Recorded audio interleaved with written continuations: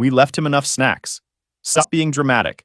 My parents abandoned my 5-year-old son for a luxury cruise, paid for with money they stole from me. He ended up hospitalized. I cut them off, took them to court, and watched them lose everything. Hey, Reddit. I never thought I'd end up in court against my own parents. But after what they did to my son, it was the only option. Buckle up, this gets ugly. I'm 36 male divorced and have full custody of my son, Finn, 5 male. Life's been tough since my engineering firm downsized last year. I took a pay cut but managed to land a senior project manager role at half my previous salary, $75,000 instead of $150,000. My ex-wife, Vanessa, is basically worthless as a parent. She moved to New Zealand with her CrossFit instructor boyfriend 3 months ago and couldn't care less about our kid. When I mentioned I needed someone to watch Finn during my upcoming work trip, she just texted back, "Not my problem," and hasn't responded since. I grew up in a typical middle-class household in Ohio. Dad worked as an insurance adjuster. Mom was an elementary school secretary. On the surface, everything looked normal, but behind closed doors, they were always focused on themselves. Family vacations were always what they wanted to do. Christmas gifts were always what they thought I should have. My accomplishments were only important if they could brag about them to their friends. I spent my childhood trying not to burden them with my existence. When I had Finn, I promised myself I'd be different. I'd actually put my kid first. After the divorce, I worked my ass off to create stability for him. Consistent routines, a good preschool, and a decent apartment in a safe neighborhood. It's not perfect, but Finn is happy, and that's what matters. What no one realizes is that I've been financially supporting my parents for years. It started small, helping with grocery bills when Dad got forced into early retirement at 67. His pension was decent, but not enough for their lifestyle. Then it became property tax payments when they complained about possibly having to sell the house. Then, it was helping them refinance their mortgage under my name, since their credit had tanked after maxing out credit cards. I've been sending them $1,200 every month for the past 3 years, just to keep them afloat. They'd never admit it to their country club friends, but I'm basically the reason they haven't lost everything. The most infuriating part? They still take annual vacations, still have their expensive golf club memberships, still get weekly mani-pedis and massages. When I suggested they cut back on luxuries to save money, my mother looked at me like I'd suggested she cut off her own arm. "We've worked hard all our lives," she said. "We deserve to enjoy our retirement." So when my boss Dave told me I needed to go to Denver for this 10-day training session that could potentially secure the company's biggest contract yet, $2.3 million, I was screwed. This wasn't optional. Either I go to this training, or I'd likely be part of the next round of layoffs. But who would watch Finn? My sister Melissa lives in Portland with her own 3 kids, so flying across the country wasn't feasible. My closest buddy Ryan had just started chemo for stage 2 lymphoma. My neighbor Mrs. Harrison, who sometimes watches Finn after school, was visiting her daughter who just had a baby. That's when my coworker Tom suggested something that would end up being the biggest mistake of my life. Why not ask your parents? Don't they live like 40 minutes away? I hadn't asked them for anything in years, besides helping them with money. Our relationship was civil, but distant. They'd see Finn maybe 4 times a year, usually just dropping by for an hour with some random toy before complaining about traffic and leaving. They never offered to babysit, never asked how we were doing when money was tight. But I was desperate. When I called, my mom acted surprisingly excited. "Our precious grandson! Of course we'll watch him, won't we, Richard?" I heard my dad grunt in the background. "We've been saying we need more time with him." Honestly, it felt off from the start. My mom, Patricia, 60 female, is obsessed with her weekly bridge club and spa appointments. My dad, Richard, 63 male, golfs every Tuesday and Thursday without fail and spends the rest of his time watching sports in his recliner. They're not exactly the drop everything for family types. But again, I was desperate. So I drove Finn over to their renovated colonial house in the suburbs, the one they bought after selling our family home the second I left for college. I brought everything Finn would need: his favorite stuffed dinosaur, his special blanket, his rescue inhaler for his mild asthma, his iPad loaded with educational games, and detailed schedules. "He needs his inhaler if he starts wheezing or coughing," I explained. "Bedtime is 7:30, and he needs his bear and blanket or he can't sleep. Call me anytime, day or night." My mom waved her hand dismissively. "Stop hovering, Ethan. We raised you, didn't we? We know how to take care of a child." As I drove away, I saw Finn's little face pressed against the window, and something in my gut said this was a mistake. I ignored it and kept driving, even as my phone buzzed with a text from my dad. Can you transfer the mortgage payment early this month? The HOA dues went up again. The first few days in Denver were intense. 12-hour sessions learning the new software system our company was implementing. Every night I'd call my parents' house to check on Finn. "He's fine, Ethan," my mom would say. "We took him to the park today." Or, "He's already asleep. Such an energetic boy." I'd ask to speak to Finn, but it was always, "He's in the bath," or "He's playing outside," or "He just fell asleep." I never actually spoke to my son during those calls. Not once. They sent a few pictures: Finn feeding ducks at the pond, Finn with an ice cream cone. Normal grandparent stuff. I relaxed a bit. Maybe I was wrong about them. Maybe they really had stepped up. On day 4, I got a notification from my bank. $3,000 had been withdrawn from my emergency savings account. I immediately called my mother. "Oh, that," she said casually. "The air conditioning unit broke. We had to get it fixed right away because of Finn's asthma." It seemed reasonable, so I didn't question it. I just asked her to send me the invoice when she got it. "Of course, honey. So busy with Finn, though. Might be a few days." Then on day 7 of my trip, I got a text from someone I barely knew. Frank, my parents' next-door neighbor. I'd met him once at their Christmas party years ago. He was a retired Marine who now worked as a security consultant. "Your number was on the emergency contact list in your parents' kitchen. Need to talk about your son. Call ASAP." My stomach dropped. I called immediately. "Ethan," Frank said, his voice serious. "I've been hearing crying from your parents' house since yesterday afternoon. On and off sobbing, like a kid in distress. Their cars are gone." I knocked, rang the bell, no answer. I walked around the property and peeked in windows. Can't see anyone but can still hear crying. I felt like I was going to throw up. "Have you seen my parents?" "Not since Tuesday morning when they loaded suitcases into their car. I thought maybe they took your son with them." 3 days. My parents had been gone for 3 days. I called their cells, straight to voicemail. I called their house phone. No answer. I even called my mom's friend Judy. No answer. I texted my mom, "Where is Finn?" 5 minutes later, my phone rang. It was Frank again. I called the police for a welfare check. They just arrived. I heard voices in the background. Then Frank came back on. "They're breaking in now. Hold on." The next 30 seconds were the longest of my life. Then Frank's voice, tight with anger. "They found your boy." "He's alone. He's alive but injured. Looks like he fell trying to get food from the kitchen counter. His arm is swollen, possibly broken. Paramedics are on the way." I don't remember much about the next hour. I know I booked the first flight back to Ohio. $1,600 I couldn't afford. I know I called my boss and told him there was a family emergency. I know I sat in the airport bathroom and vomited from stress. When the plane landed 6 hours later, I had 17 missed calls from Frank, the hospital, and a number I didn't recognize. I called Frank first as I sprinted to get a rental car. "Finn's at Children's Hospital," he said. "Broken arm, dehydration, and he's pretty traumatized. Police are involved now. Your parents still aren't answering calls." I broke every speed limit getting to the hospital. When I finally reached Finn's room, there was a nurse checking his vitals and a woman in a pantsuit who introduced herself as Diane from Child Protective Services. Finn was asleep, his small arm in a cast, an IV in his other arm. His face was pale, with tear streaks still visible on his cheeks. His blanket was nowhere in sight.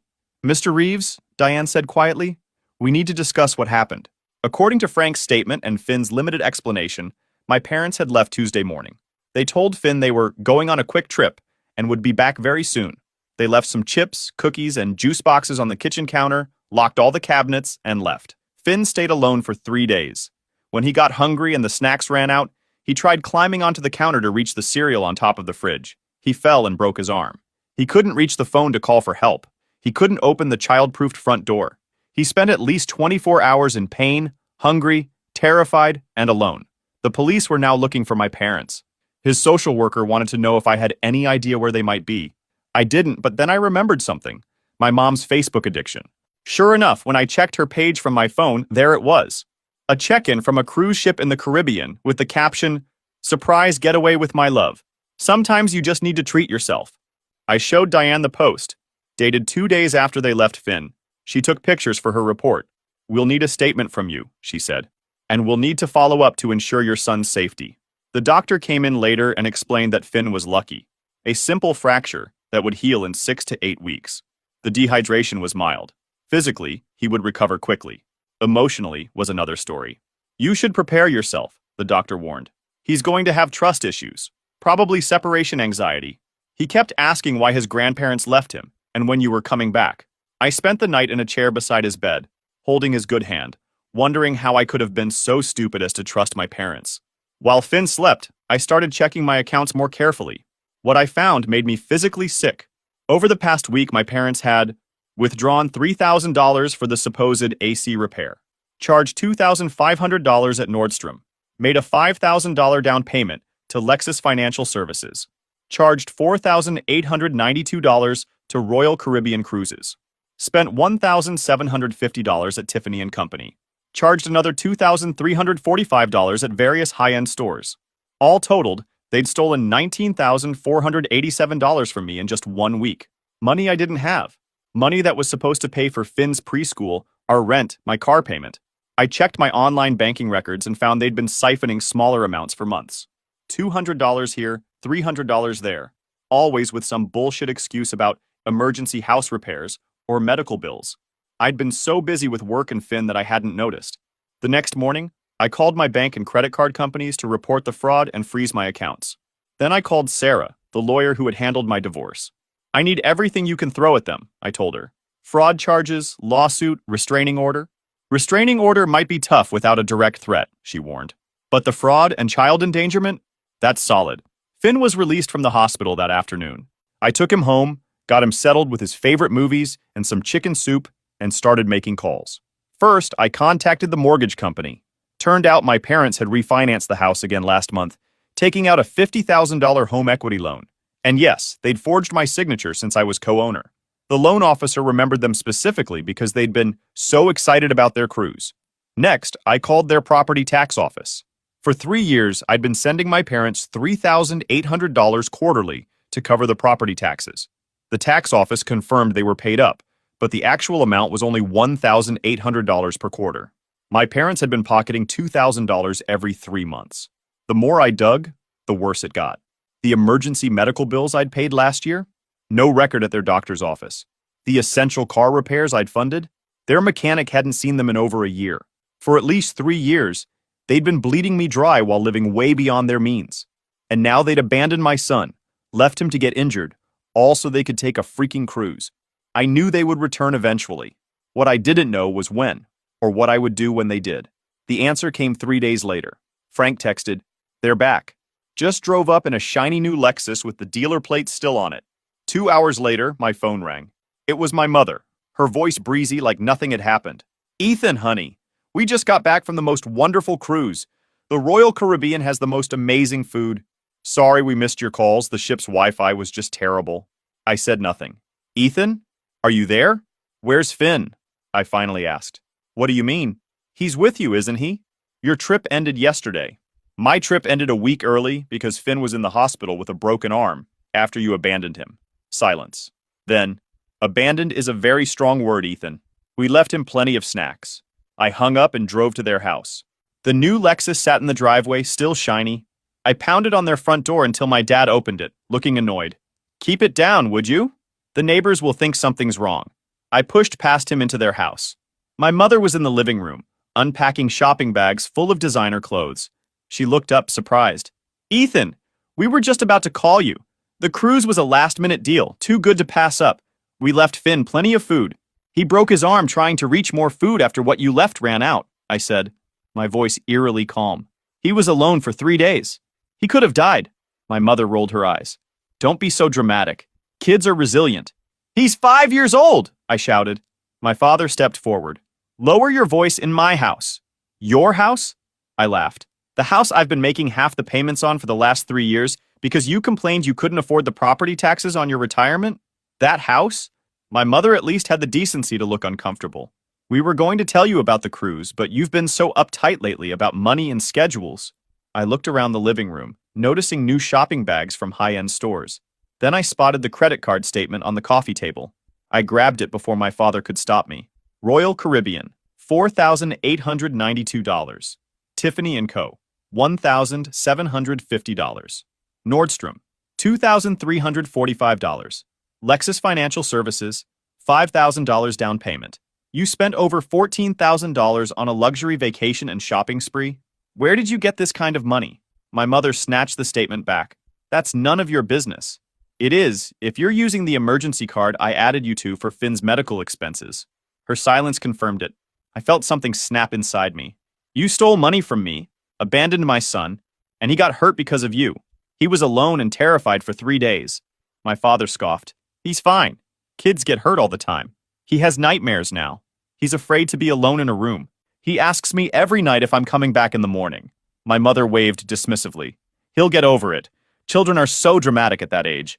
That's when I saw Finn's dinosaur and blanket stuffed in a corner behind the couch, like trash they hadn't bothered to throw away yet. I picked them up and walked toward the door. You'll be hearing from my lawyer and the police. My father actually laughed. Don't be ridiculous. No one's going to arrest us for taking a vacation. Child endangerment, fraud, theft, forgery, take your pick. My mother's face finally showed a flicker of concern. Ethan, you're being extreme. We're family. Family doesn't steal from each other. Family doesn't abandon a 5-year-old. One more thing, I said. I'm stopping all payments. Figure out how to pay your own mortgage. The next morning, I met with Sarah and laid out everything. The abandonment, the theft, the forgery, the years of financial deception. We need to move fast, she advised. They'll start hiding assets as soon as they realize you're serious. I signed papers authorizing her to freeze my parents' bank accounts that I had legal ties to. I filed a police report about the credit card fraud and forgery. I met with Diane from CPS again and gave her every detail about my parents' neglect of Finn. The DA will be in touch, she assured me. What they did was criminal. That afternoon, I got calls from 3 different family friends. Apparently, my parents were spreading a story that I was having a mental breakdown and making up lies because I was jealous of their retirement lifestyle. According to them, they'd only stepped out for a quick errand, and Finn had overreacted to being alone. I didn't bother responding. The evidence would speak for itself. The next day, a detective called to take my statement about the financial crimes. I provided bank statements, transfer records, emails, texts, everything showing how my parents had systematically defrauded me for years. This is pretty clear-cut, the detective noted. Most financial crimes are more subtle. 3 days later, my parents were arrested. Not for the child endangerment. That case was still being built, but for the credit card fraud and forgery. They spent exactly 6 hours in jail before Marcus, my dad's golf buddy and former judge, posted their bail. The news spread fast. By that evening, my phone was blowing up with messages from relatives and family friends, all demanding to know how I could do this to my elderly parents. I blocked them all. 2 weeks after Finn came home from the hospital, I received an unexpected visitor, my mother's younger sister, Carol. She and I had never been close. She lived in California and only visited every few years. But apparently, she'd flown in specifically to see me. I need to show you something, she said, when I let her into my apartment. Finn was napping in his room. Patricia's been telling everyone you're on a vendetta against them. But this didn't add up.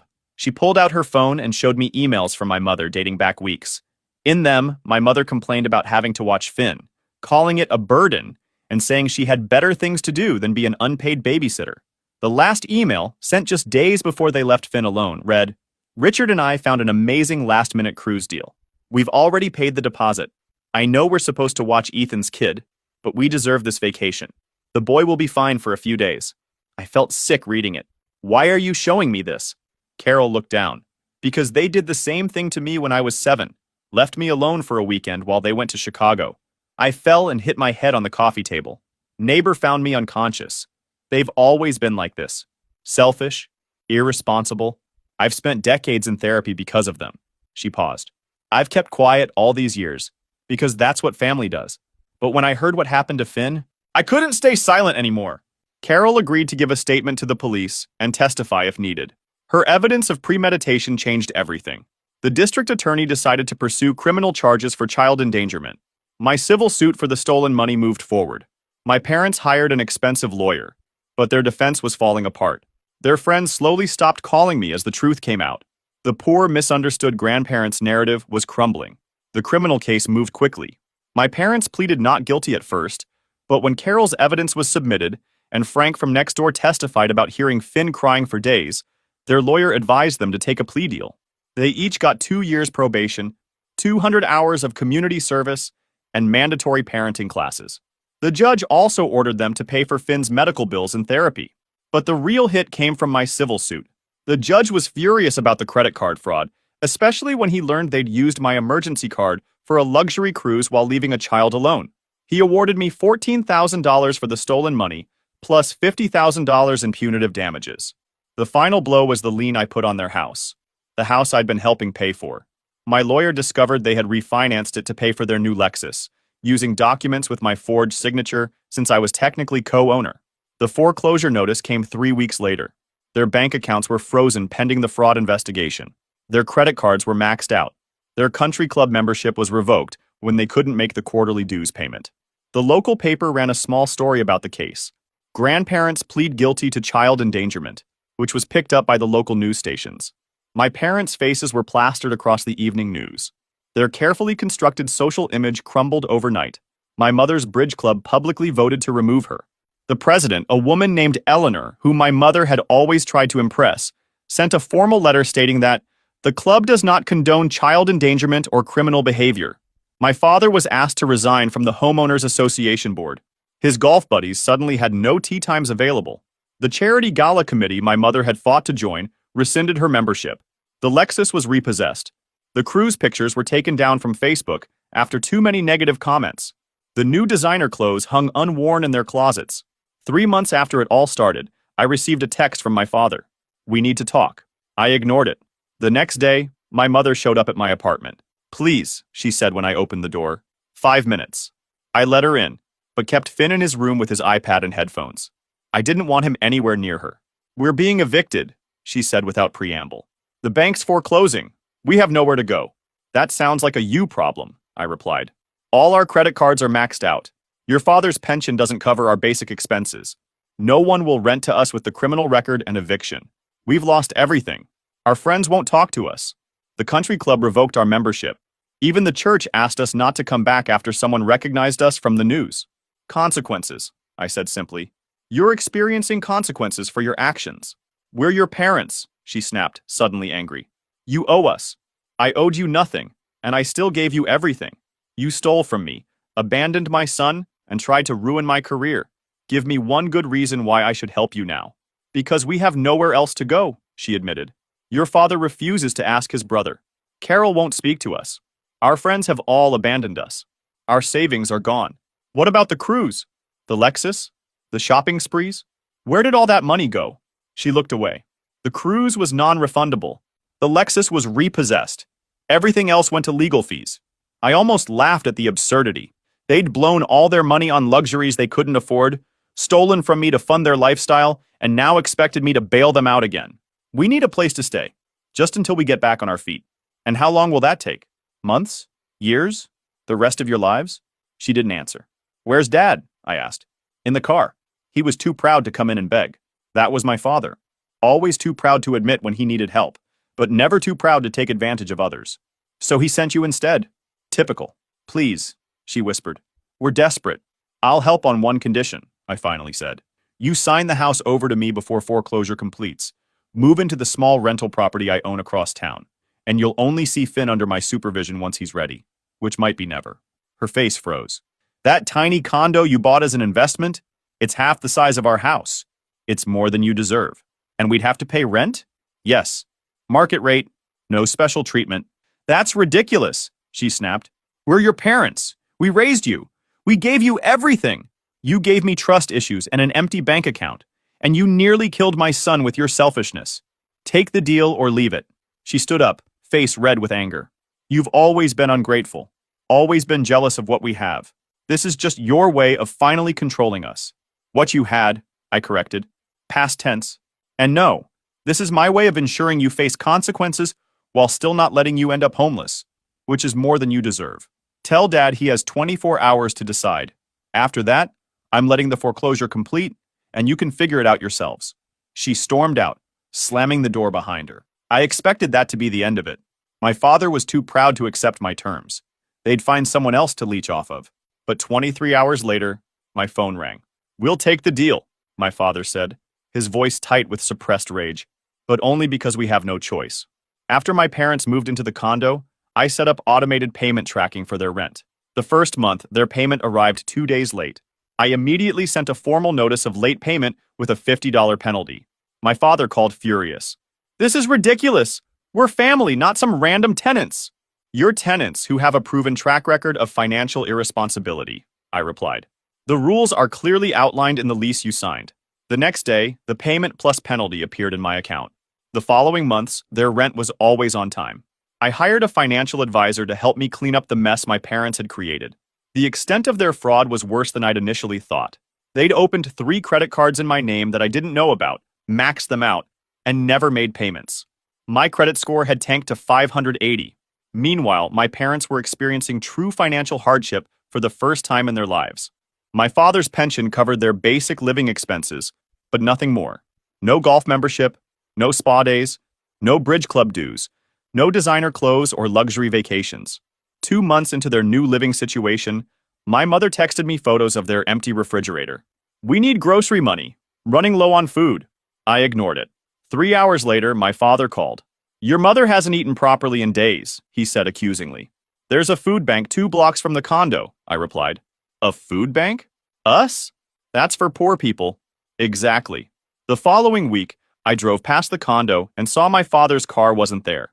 Later, Frank texted to tell me he'd seen my dad working as a greeter at the local Walmart, something he'd always mocked as a job for failures. My mother started selling her clothes and jewelry on consignment. She'd text me photos of each item with passive-aggressive messages like, "Forced to sell my anniversary bracelet today," or "Your father bought me this coat when you were born." I never responded. 4 months after the court case, I ran into Eleanor, the president of my mother's former bridge club, at the grocery store. She pulled me aside, expression serious. "I wanted you to know your mother showed up at our luncheon last week, uninvited. Made a scene, claiming we'd abandoned her when she needed us most. Security had to escort her out." Similar stories kept emerging. My father had been banned from his favorite golf course after showing up repeatedly without membership, trying to guilt former friends into paying his guest fees. My mother had been asked to leave a church fundraiser after loudly complaining that no one helps the truly needy anymore. Their desperation was reaching new levels. I started getting calls from their neighbors at the condo complex. My parents were going door to door, telling elaborate sob stories about medical bills and asking for loans. When that didn't work, they turned to more aggressive tactics. My father cornered my boss in the company parking lot, trying to convince him that I was mentally unstable and financially abusing my elderly parents. Luckily, my boss had been fully briefed on the situation and had security escort him off the property. My mother created a GoFundMe campaign with the title, "Elderly Couple Financially Ruined by Vengeful Son." It included a carefully edited version of events, portraying them as loving grandparents who'd made one small mistake and were now being punished beyond reason. I had my lawyer send a cease and desist letter when the campaign had raised precisely $37 from 2 distant relatives who didn't know the full story. GoFundMe removed it for fraudulent claims after I submitted court documents. Their social isolation was complete. Former friends crossed the street to avoid them. Country club acquaintances blocked their numbers. Even distant relatives stopped responding to their increasingly desperate messages. The reality they'd spent decades constructing, successful, respected pillars of the community, had completely collapsed. They were now viewed as what they truly were: neglectful, selfish people who'd abandoned a child and committed fraud. 6 months into their new living situation, I received a text from my mother with a photo of an eviction notice. "Please help us. We have nowhere to go." I called my property manager immediately. "They haven't paid rent in 2 months, she explained. "I've sent multiple notices. They keep saying their son will handle it." I was furious but not surprised. They were still trying to manipulate the situation, assuming I'd bail them out rather than let them be evicted. That evening, they both showed up at my apartment. My father looked thinner, his previously immaculate appearance now disheveled. My mother had aged years and months, the stress evident in her face. "We need to talk," my father said, no longer commanding but pleading. "You're being evicted," I stated flatly. "We can't pay the rent," my mother admitted. "Your father's pension doesn't cover everything, and no one will hire us with our record. You signed a legally binding lease agreement. You knew the terms."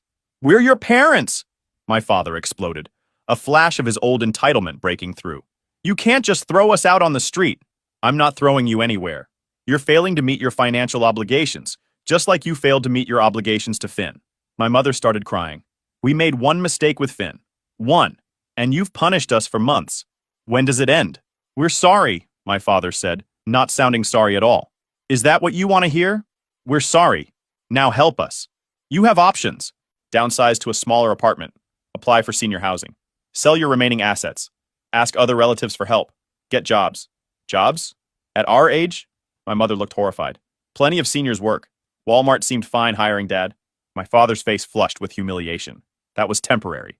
Then find something permanent. The point is, your problems are not my problems anymore. As I opened the door, my mother made one last desperate attempt. If you help us this one last time, we'll never ask for anything again. We promise. Number, figure it out yourselves. I closed the door on their stunned faces. They called 17 times that night. I blocked their numbers. They sent emails. I filtered them to spam. They showed up at my apartment the next morning. I didn't answer the door. 3 days later, Frank called to tell me they'd been physically removed from the condo by sheriff's deputies. They'd apparently refused to leave until forced. Any idea where they went? I asked. I heard your father's brother finally took them in, Frank said. Reluctantly. That was 2 weeks ago. I haven't heard from them since. Maybe they finally realized I meant what I said. Finn and I are closing on our new house next week. A modest 3-bedroom with a backyard for him to play in. Sometimes I think about my parents and wonder if I was too harsh. Then I remember Finn's face in that hospital bed. I remember their complete lack of remorse. Sometimes the family you're born into isn't the family you need. Sometimes you have to build something better for the next generation. My parents had their chance. They blew it. Now it's my turn to show Finn what a real family looks like. One built on respect, responsibility, and genuine care. Things my parents never understood.